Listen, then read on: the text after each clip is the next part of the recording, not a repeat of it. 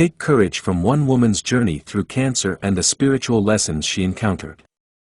Kate Bowler was more aware than most that there is no fast answer for the suffering and messes that are inherent in being human. She had authored books as a professor criticizing evangelicals and self-help gurus who believed you could pray your way to your best life. In fact, she felt positive that the modern idea of living your best life was harmful and unsatisfying. Strangely, Kate was actually enjoying her finest life at the age of 35. She had a beloved toddler named Zach, was blissfully married to her high school sweetheart, and was succeeding professionally in a cutthroat industry. Then Kate received a stage 4 colon cancer diagnosis. The ideal situation? 2 decades. Kate has always understood that her time on Earth is limited. Yet she had no idea it would feel so short and imminent. As critical as Kate was of the idea of living one's best life, she now had a pressing concern: how could she make the most of the time she had left? This audiobook will teach you what the Peloton and the prosperity gospel have in common. The argument against establishing a bucket list as well as the argument against viewing pain as a teaching tool. Generally speaking, hospital gift shops are packed with utterly awful items. Consider elegant houseplants, cards with euphemistic recovery sentiments, and inspirational or spiritual books. So why is Kate Bowler in a North Carolina hospital's gift store, with a stack of books she's chosen off the shelf, wearing a baggy cotton hospital gown and dragging her Ford drip behind her? And why does she admonish the bewildered young shop assistant in no uncertain terms that these books are improper, if not downright unpleasant, reading material for a hospital gift shop? In Kate's chart, it is very evident why she is in the hospital. Kate has finally received a cancer diagnosis after enduring months of unexplained abdominal discomfort, nausea, and drastic weight loss. Kate has colon cancer, which is a particularly terrible type with stage 4 disease. Tumors in her colon have metastasized to her liver. With a survival rate of around 14%, this scenario is hardly hopeful. Even the word survival is a bit misleading because the majority of the 14% who do survive only live another 2 years. Although being young and in generally good condition up until this point, Kate is on borrowed time. It's not immediately clear why she's making a ruckus in the hospital gift shop. But when we look at the books she has taken down from the shelves, everything starts to make sense.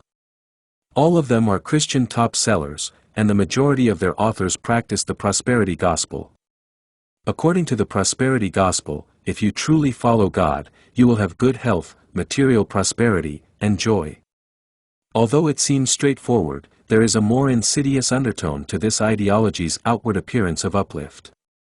Those who suffer must have done so on purpose if God rewards those who have trust in Him. The belief is that if you're sick, destitute, or depressed, your faith must be weak. The belief is that if you have stage 4 colon cancer, it is your responsibility.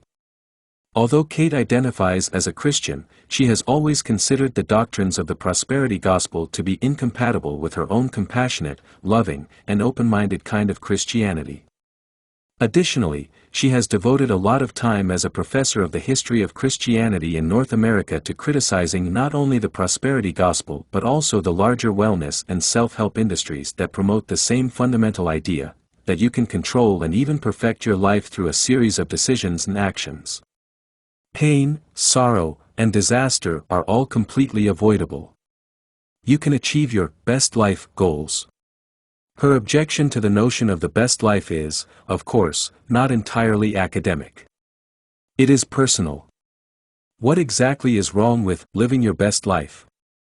For a moment, let's leave Kate at the hospital gift shop. In the next chapter, her story will take back up as she struggles with her diagnosis. Yet in order to comprehend her story, it's also critical to comprehend what the best life idea actually entails and the reasons behind Kate's career-long opposition to it. I'm living the best life I can. That has all of a sudden become a common phrase. We are urged to live our best lives by wellness experts, hip-hop performers, and Peloton instructors equally. We receive targeted advertisements for a variety of items, from productivity applications to juice cleanser, all of which claim to be the one thing we need to live our best lives. Any bookstore's self-help area will disclose a variety of strategies for obtaining the elusive best life, from making friends and influencing others to reducing our workweek to 4 hours. Of course, once one has achieved their best life, or at least the impression of it, they must meticulously document it on social media. As they say, I'm blessed. But where did the idea of living your best life come from? How did so many of us come to believe that life can be made perfect if we just use the correct tools, tactics, or outlook? It's not immediately clear why she's making a ruckus in the hospital gift shop. But when we look at the books she has taken down from the shelves, everything starts to make sense. All of them are Christian top sellers, and the majority of their authors practice the prosperity gospel. According to the prosperity gospel, if you truly follow God, you will have good health, material prosperity, and joy. Although it seems straightforward, there is a more insidious undertone to this ideology's outward appearance of uplift. Those who suffer must have done so on purpose if God rewards those who have trust in Him. The belief is that if you're sick, destitute, or depressed, your faith must be weak. The belief is that if you have stage 4 colon cancer, it is your responsibility. Although Kate identifies as a Christian, she has always considered the doctrines of the prosperity gospel to be incompatible with her own compassionate, loving, and open-minded kind of Christianity. Additionally, she has devoted a lot of time as a professor of the history of Christianity in North America to criticizing not only the prosperity gospel but also the larger wellness and self-help industries that promote the same fundamental idea, that you can control and even perfect your life through a series of decisions and actions. Pain, sorrow, and disaster are all completely avoidable. You can achieve your best life goals. Her objection to the notion of the best life is, of course, not entirely academic. It is personal. What exactly is wrong with living your best life? For a moment, let's leave Kate at the hospital gift shop. In the next chapter, her story will take back up as she struggles with her diagnosis. Yet in order to comprehend her story, it's also critical to comprehend what the best life idea actually entails and the reasons behind Kate's career-long opposition to it. I'm living the best life I can. That has all of a sudden become a common phrase. We are urged to live our best lives by wellness experts, hip-hop performers, and Peloton instructors equally. We receive targeted advertisements for a variety of items, from productivity applications to juice cleanser, all of which claim to be the one thing we need to live our best lives. Any bookstore's self-help area will disclose a variety of strategies for obtaining the elusive best life, from making friends and influencing others to reducing our workweek to 4 hours. Of course, once one has achieved their best life, or at least the impression of it, they must meticulously document it on social media. As they say, I'm blessed. But where did the idea of living your best life come from? How did so many of us come to believe that life can be made perfect if we just use the correct tools, tactics, or outlook? Although the notion that we can overcome the chaos and disaster of life by sheer willpower is not new, its current incarnation has roots in the New Age movement of the 1970s. It didn't seem odd to the generation preoccupied with mental freedom that the mind could transcend negativity and mediocrity in order to access a higher form of existence. This concept was codified in the self-help movement of the 1980s, which swiftly gained traction in popular culture. In order for additional genres to be included on the New York Times normal bestseller list, the newspaper had to create a bestseller list just for self-help literature in 1984. These novels all had a similar theme at their core: whether you succeed professionally, fall in love, get rich, lose weight, or find romance depends on you and your thinking. Nothing can stop you from succeeding if you have the necessary discipline and willpower. To put it another way, you are the problem, and only you can cure yourself, whether you are single, overweight, or experiencing job stagnation.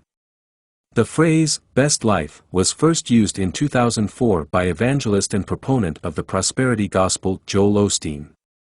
Since then, Oprah, wellness experts, reality TV contestants, Instagram influencers, personal trainers, and even Osteen have all adopted the phrase. Why is there traction? The premise at the core of modern self-help, wellness, and evangelistic tales is arguably best summed up in this quote: "We are in control of our lives, and given enough control, we can perfect them." Kate is aware of the truth. You can't truly have any influence over life. Being human entails being dirty, committing errors, and experiencing setbacks. She has been coping with that reality since she was diagnosed with cancer. She has been startled to learn how many different ways she has attempted to manage and perfect her own life as she mulls over how to spend the remaining time. Spending time when there isn't much of it available. Before being diagnosed with cancer, Kate made a number of deliberate decisions that were all intended to enhance the quality of her life. Several of them were excellent decisions. Tobin, who had been her childhood sweetheart and was also the love of her life, was the man she had decided to wed. They decided to establish a family together, and Zach, their amazing son, is the outcome. Naturally, each of these options was originally just a dream or an aspiration. Kate was able to make them a reality via her dedication and unwavering optimism. She had always believed this. Now that the underpinnings of her life were falling apart beneath her, Kate realized that each well-considered decision was also supported on serendipity and chance. Despite her diagnosis, society continues to treat her decisions as important. Friends send cards that portray the struggle against cancer as one that can be won, which makes Kate wonder if those who lost the fight simply didn't try hard enough. She is urged to kick cancer's butt in cheery memes. As if she had the option to choose to do that. Kate is aware that she had no other option. It was cancer. Cancer decided on her. Kate continues to try to control her life using the same strategies she has always used, despite being frustrated by the concept that she has a say in how her fatal sickness can develop. She is diligent. She approaches cancer as if it were 16th-century Italian politics or conversational French, treating it as just another subject she might master in her role as an academic. Prior to being diagnosed with cancer, she worked hard to be a professional, balancing work and raising a family, aiming for inbox zero, and receiving excellent teaching reviews. She is currently working hard, reading medical journals, and picking up jargon. She also has a bright outlook. She is adamant that she won't let any joyful occasion or significant encounter pass her by. She makes lists of her blessings in order to capture all the important moments of the day and to maximize her happiness. But, the more she tries to hold on to these fleeting things, the less she seems to enjoy them. There isn't much time left for her. She gradually realizes that she is approaching this time the same way she did before being diagnosed with cancer, as though each hour offered the chance to do something. As if accumulating working hours would lead to her living her best life. Making the most of the time she has left actually means what? In a culture that seems to value time only inasmuch as it presents an opportunity to be effective and successful, how can she untangle her relationship to time? Kate understands that she cannot control time any more than she can control her life. She has no choice but to let it run through her. A life summarized in 10 significant events. The argument against wish lists. A mental health counselor named Caitlin is sitting across from Kate and kindly asks her if there are any experiences or abilities she has always fantasized of having. Perhaps she aspires to learn oil painting, gaze upon Paris from the top of the Eiffel Tower, or dance the tango for the first time before. Well, this last wish remains uttered but lingers between them. Before the time limit. Then, a sliver of hope is handed to Kate. She has been asked to participate in a trial of immunotherapy. She is one of a small group of colon cancer patients who might, possibly, just maybe, no guarantees, respond to a cutting-edge drug treatment strategy. For Kate, this entails taking a weekly flight from North Carolina to Atlanta, where she spends the day receiving chemotherapy and medication while a team of medical professionals collects data by asking her how much pain she is experiencing on a scale of 1 to 10. Kate has been provided with some mental health support as part of the research. Caitlin, the counselor, is encouraging her to think about creating a bucket list as part of this support. Instead of developing a list, Kate starts to ponder the origins of the phrase bucket list. A bucket list these days is presented as an enjoyable checklist: learn this, see that, go there.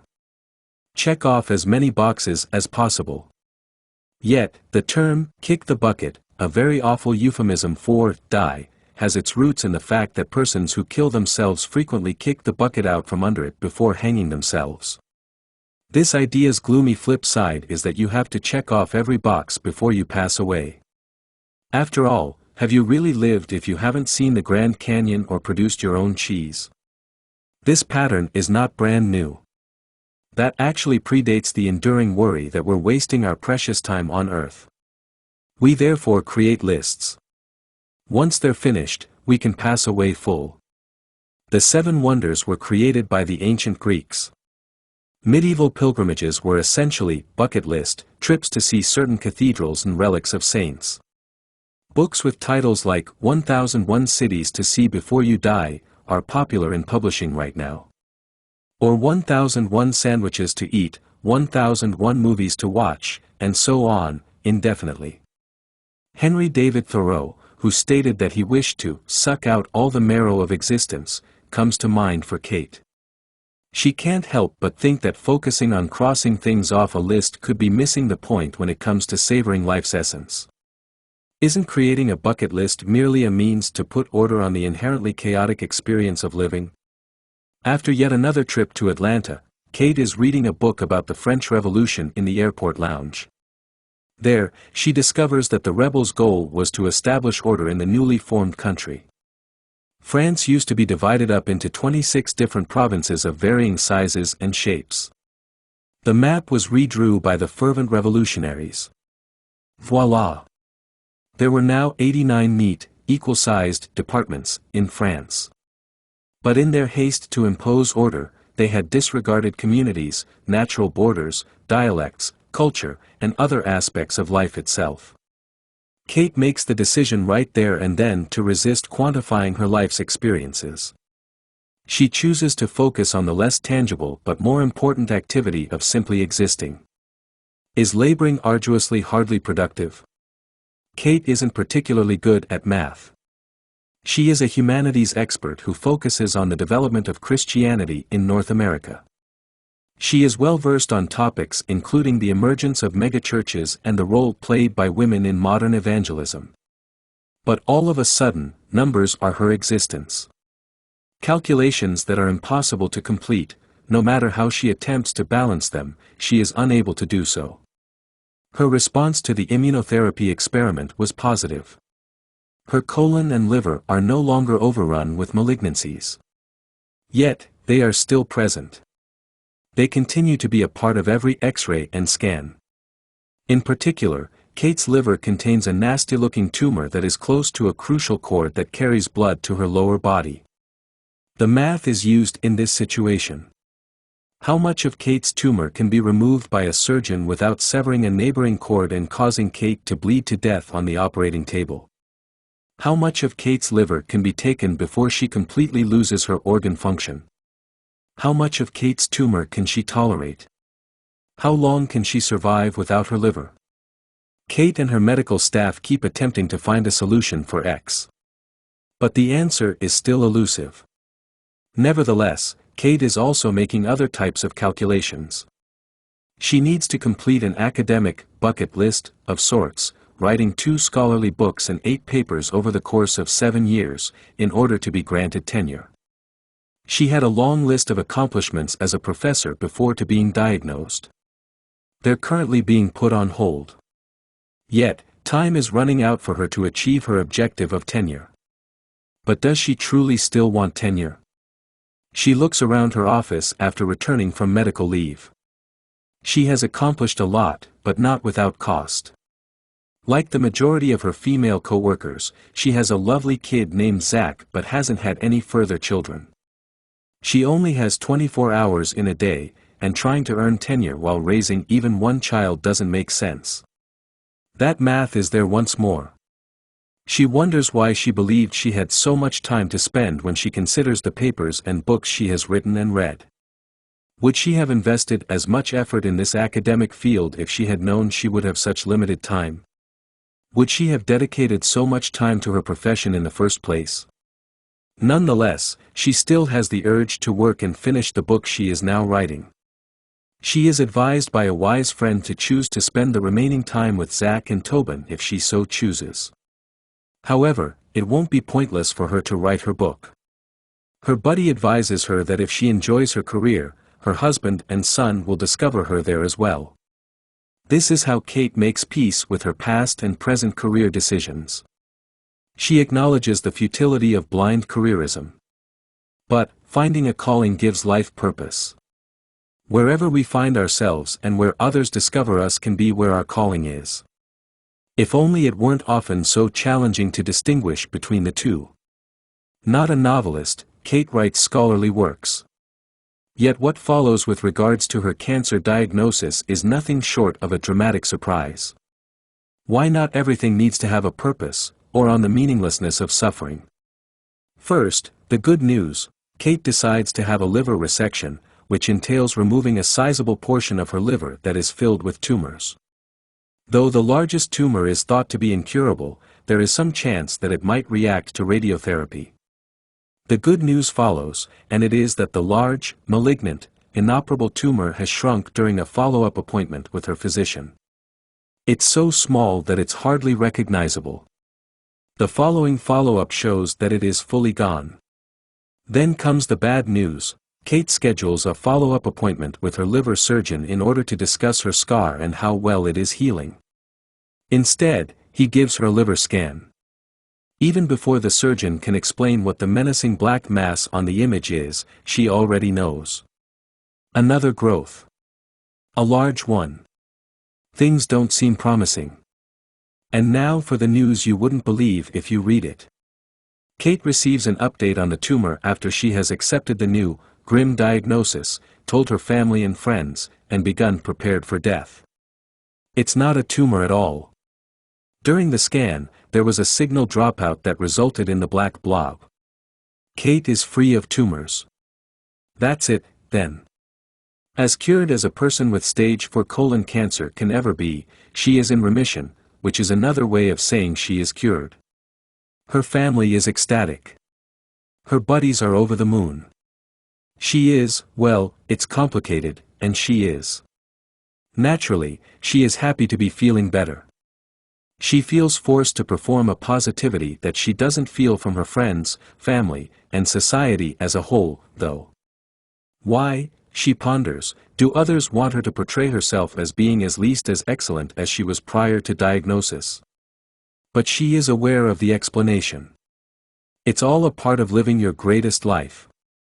The best life concept propagates the false notion that you can maximize your life to the point where you avoid misery. But how does this school of thought approach inevitable suffering? Easy. They rephrase it. Pain is a problem to be solved and an opening to seize. You're not doing it right if you don't take the lessons from your suffering and move forward. Individuals who have this viewpoint frequently express their gratitude for difficult times in their lives. The phrase is frequently repeated, whether it comes from politicians embroiled in scandal or famous people recounting their messy divorces on talk shows: I'm glad for the agony. It helped shape who I am now. Indeed, Kate's suffering has also shaped who she is today, a traumatized someone who has undergone numerous intrusive procedures.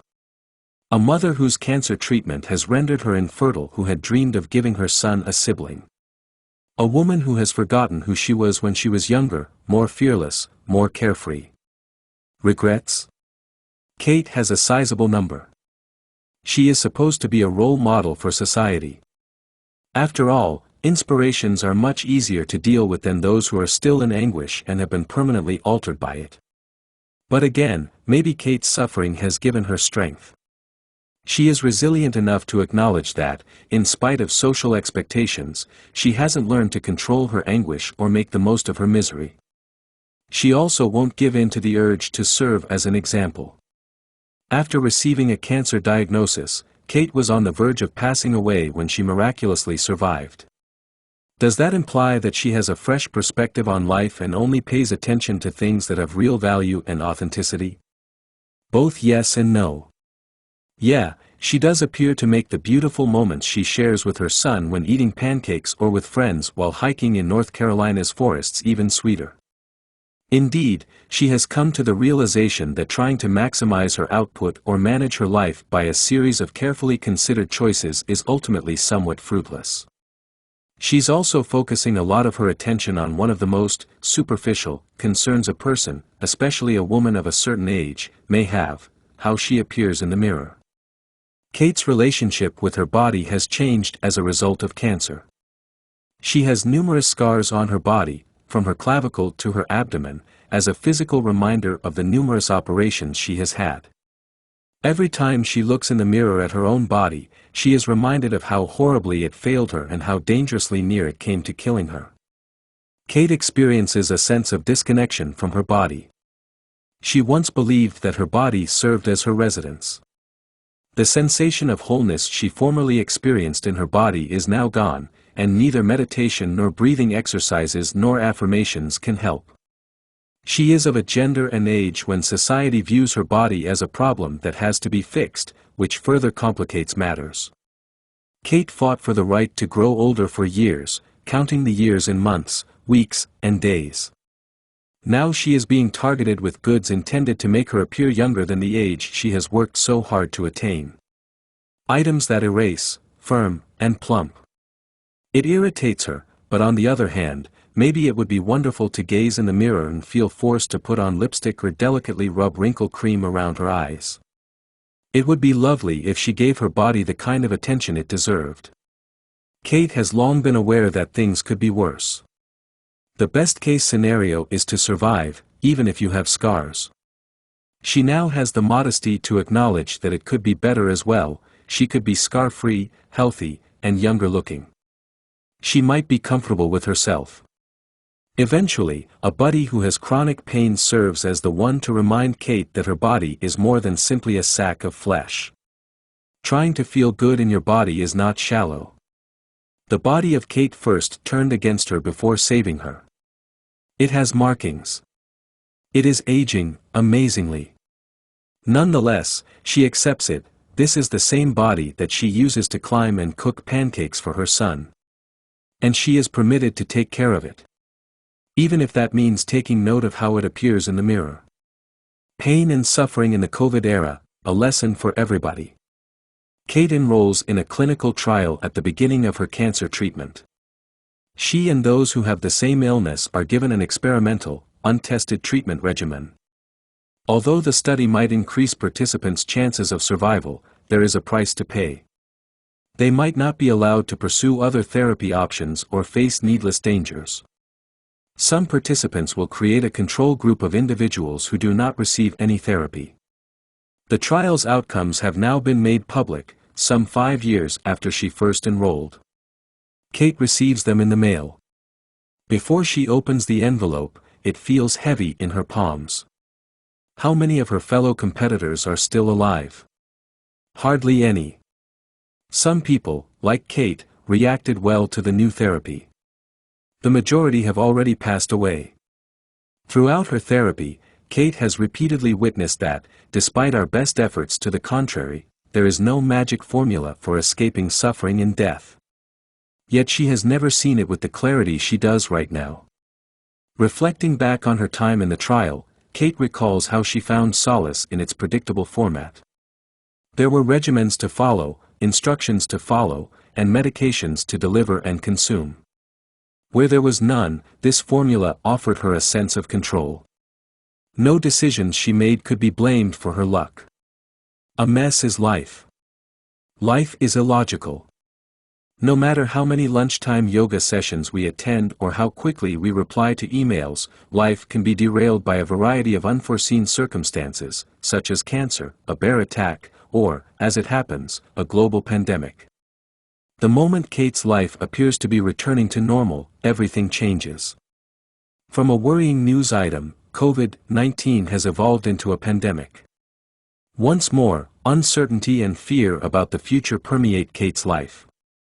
She's not by herself this time, though. Kate observes as individuals all throughout the world have their meticulously planned and managed lives drastically altered by uncontrollable external factors.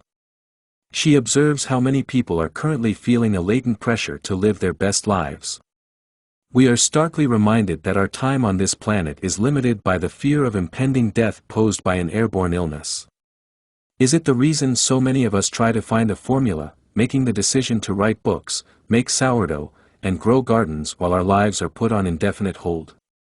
Instagram stories of sourdough starters, however, aren't much of a defense against the pandemic's waves of tragedy, which include premature deaths, lives put on pause, businesses shut down, and best-laid dreams in ruins. Kate wonders if we are all experiencing a same realization as the impulse to make the most of the pandemic fades and is replaced with feelings of sadness and exhaustion. Little setbacks, individual tragedies, or global catastrophes are unavoidable. Simply said, they are a part of life. Perhaps this isn't your best life. Nonetheless, it is the best existence we have. The key message in this audiobook is that we are constantly being told that our ideal lifestyles are attainable if we would just use this productivity tip or start that juice fast. Although the majority of us are aware that we cannot control our lives and that we are not one Instagram influencer endorsed exercise or cleanse away from perfection, we nevertheless hold this belief unconsciously. We cannot. Not quite, at least. It's time to quit chasing an ideal existence that doesn't exist and to just begin existing. Here is some additional useful guidance. Give up being grateful. No, not at all. Being grateful is one of the most joyful and humble feelings you can have, so you shouldn't exclude it from your life. But why not abandon the modern method of practicing gratitude that calls for you to record everything you have to be thankful for in notebooks and gratitude lists? Attempting to put a number on all the blessings you receive won't make them multiply. And feeling compelled to record them will very probably make them less significant. Our blessings and joys are multifaceted. Instead of attempting to reduce them to a bullet point on a list, why not enjoy them in all of their complex, transitory glory?